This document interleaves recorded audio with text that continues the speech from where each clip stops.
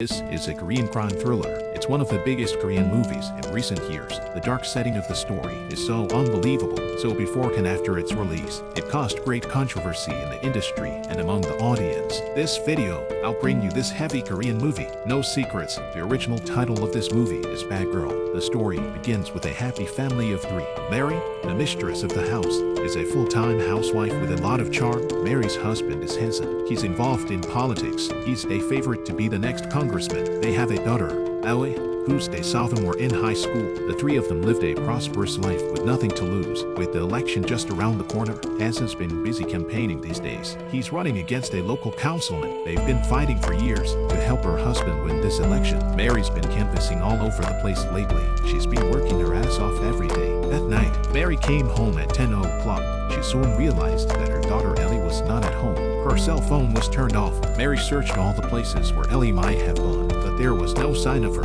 Anxious, she rushed to call to tell Hanson, who was working overtime. But Hanson didn't care. He thought that her daughter had just sneaked out to play. It turns out, Ellie was a delinquent when she was in middle school. She used to hang out with her friends at nightclubs. She even stayed out at night many times until she entered high school. As she got older and her mother Mary's strict discipline, Ellie began to control her behavior and her grades began to soar. In Hanson's opinion, Hanson thought that her daughter must have had a bad habit that she couldn't break. She went out to have fun while her parents were busy. About her daughter's disappearance, Hanson was more worried about Ellie's history in middle school, was being dug up by her competitors and used it as fodder to attack herself. Seeing that her husband was preoccupied with the election and not caring about his daughter's safety, Mary was so angry that she went to the police alone. But the police investigated for 2 days and still couldn't find any trace of Ellie. In the meantime, Hanson and Mary had not received any ransom demands from the kidnappers. This made Mary feel more and more uneasy. She even suspected that something might have happened to her daughter.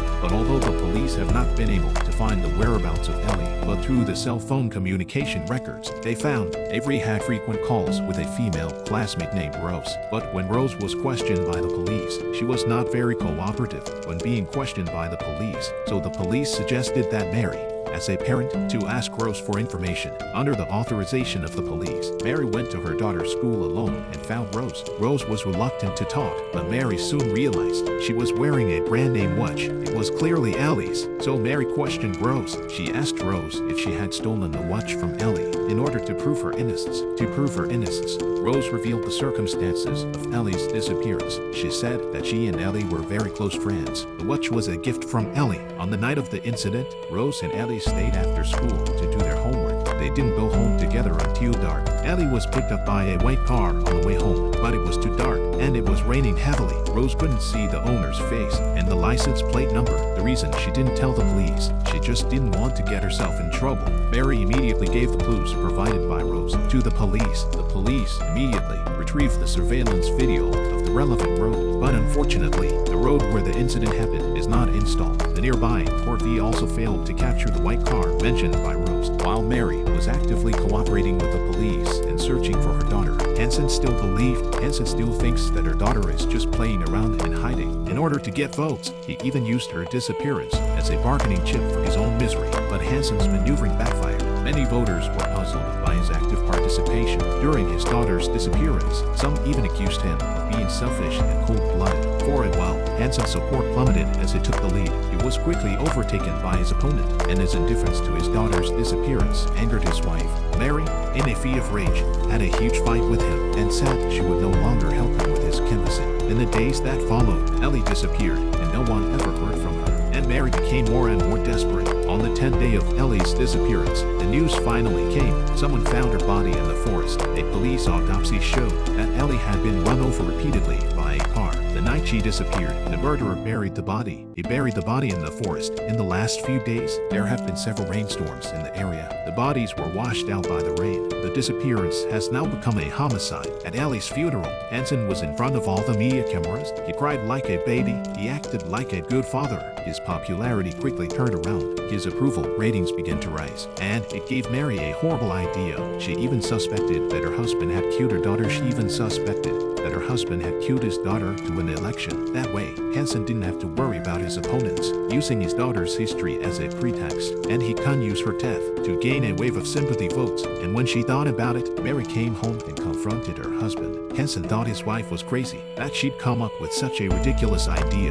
He got into a huge fight with her. Mary, in a feat of rage, asked Hansen for a divorce. She didn't realize how much Hansen had been angered by it. Hansen's approval ratings are now on the rise. He can't afford any surprises. If he divorces his wife at this critical time, he'll lose the election for the sake of his political future. Hansen rushed forward and grabbed Mary by the neck and threatened that if Mary ever mentioned divorce again, he would strangle her. Her husband's selfishness and viciousness chilled Mary to the bone. Her only wish now is to find out the truth about her daughter's murder. It wasn't long before Mary got a suspicious clue from the police. On the night of Ellie's murder, there was a middle-aged man from out of town was also run over by a car. The police originally thought that it was an ordinary hit-and-run case, but coincidentally, the scene of the middle-aged man's car accident was near the mountain forest where Ellie's body was found. This made the police suspect that the two cases might be related. Then Mary went to the scene of the accident alone to look for clues. Naturally, she found nothing. Just as she was about to leave, a man wearing a mask suddenly rushed out from the roadside and knocked her out from behind. When Mary woke up, she found herself bound and gagged and dragged into the woods. The man took out a hammer and chisel to cut through Mary's ribs. In the nick of time, Hansen arrived on the scene just in time.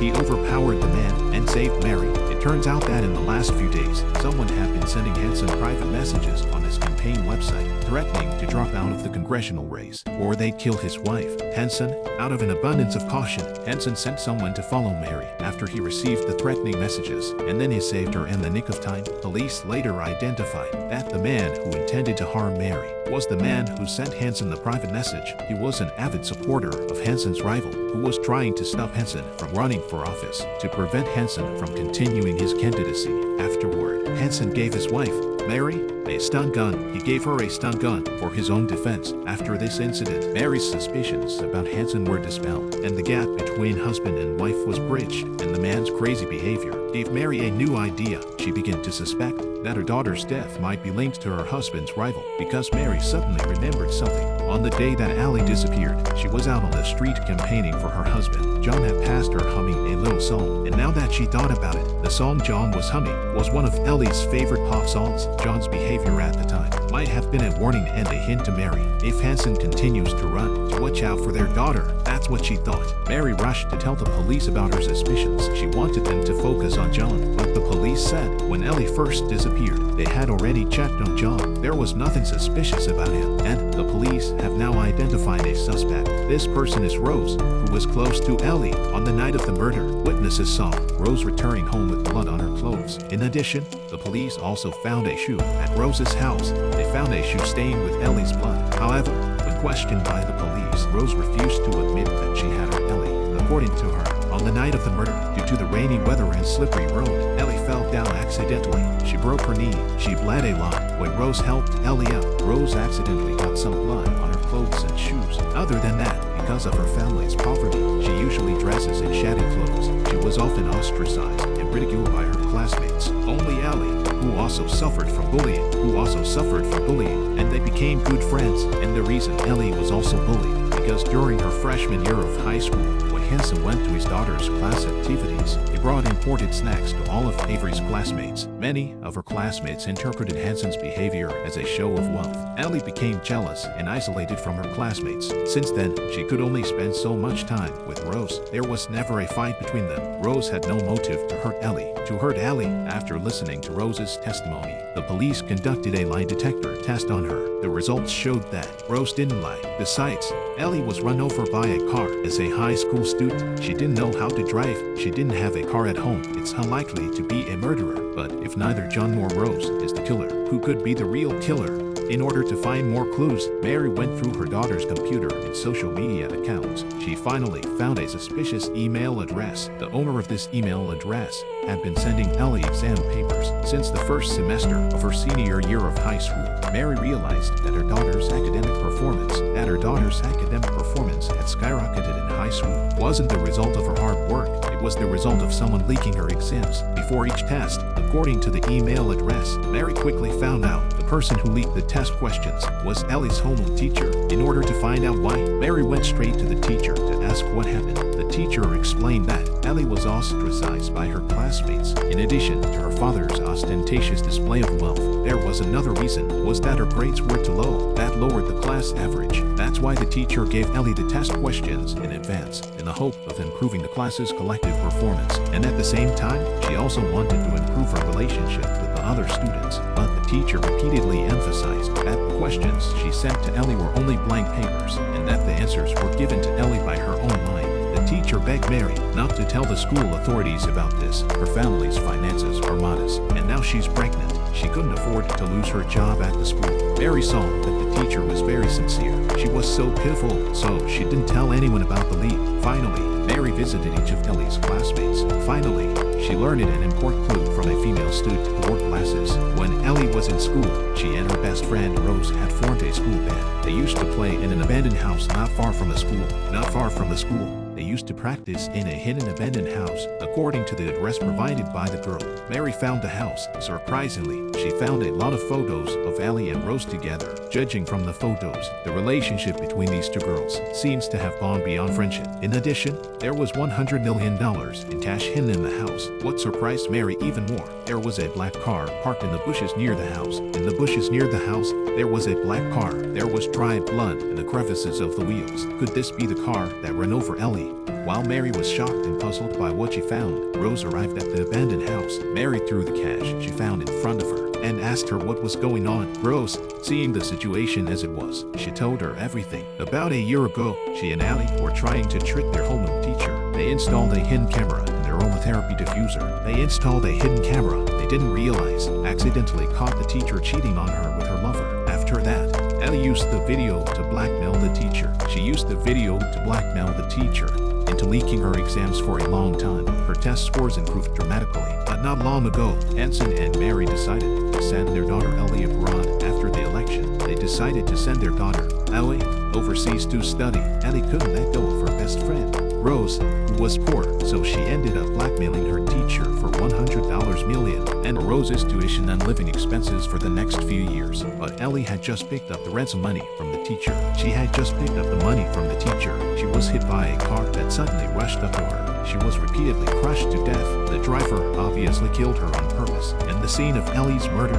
Rose, who was hiding nearby, saw the scene of Ellie's murder. Rose then took advantage of the driver to get out of the car. When the driver got out of the car to dispose of Ellie's body, she secretly climbed into the other driver's car. Then she hit the gas pedal and killed the driver. She avenged her friend's death on the spot. As we said before, as a high school student, Rose should not be able to drive. But in fact, Rose's father was an experienced driver. When she was very young, she learned to drive from her father. After hitting and killing the driver who killed Avery, Rose went through the driver's cell phone. She found out from the text messages inside he was hired by the teacher's lover. Since she had killed someone herself, Rose didn't dare to call the police. She drove her friend Ellie's body to a nearby mountain forest and buried it. She finally took the killer's car, along with the cash that Ellie had extorted. She hid it all in the abandoned house where she and Ellie used to practice. As for the killer's body, Rose couldn't move it, so she didn't do anything with it. Unexpectedly, the police treated it as an ordinary hit-and-run incident. After saying that, Rose handed the killer's cell phone to Mary. After learning the truth, Mary decided to find the man who hired the killer to avenge her daughter's death. Meanwhile, the results of the congressional race will be announced at 10 o'clock that night. According to the current vote count, Hansen has no chance of winning the election. That's why Mary prepared a wonderful meal for Hansen that day to celebrate her husband's victory and to say goodbye to him. Just after 10 o'clock that night, Mary traveled alone to the site of her daughter's murder and used the killer's cell phone to send a text message to the teacher's lover, asked him to meet again. Not long after, the teacher's lover arrived at the scene as promised. When Mary used a flashlight to illuminate his face, we realized he was Mary's husband. But Mary's face did not show any surprise. She didn't wait for Hansen to react. She rushed forward and stunned him with the stun gun that Hansen had given her. By the time Hansen woke up, Mary had tied his hands and feet. It was only then that Hansen found out from his wife that the blackmailer he had killed was actually his own daughter. It turns out that Hansen met his daughter's teacher. He met his daughter's teacher. The teacher saw that Hansen was not only handsome, he was also a popular senator, so she went all in on him. no matter what. Hansen, with his pants around his waist, quickly fell in love and got pregnant by the teacher. The teacher thought she could become Hansen's wife with her baby in her belly. But when Hansen found out she was pregnant, Hansen said that he would never divorce his wife, not because he was still in love with her. It was because he was concerned about his political future. But Hansen and his teacher were exercising in the car. Inadvertently, was caught on the hidden camera that Ali and Rose had installed. In addition to using the video to force the teacher to send her papers, she also insulted her teacher every now and then for seducing her father. Hansen refused to get a divorce and was repeatedly humiliated by Avery. The teacher grew to resent Hansen and Avery. When Avery demanded $100 million from her, the teacher finally exploded, and then she had an evil thought. She told Hansen about the blackmail she was being subjected to, but she didn't tell him that it was Avery who was blackmailing her. The teacher knew in her heart of hearts that Hansen, in his formal style, when he learned of this, for the sake of his political future, he'll have the blackmailer killed in order to avoid any further trouble. In this way, the teacher can't see an ethical drama where a father kills his daughter in order to vent his anger. Things went pretty much as the teacher expected, but what she didn't expect was Rose was very worried about Ellie's safety.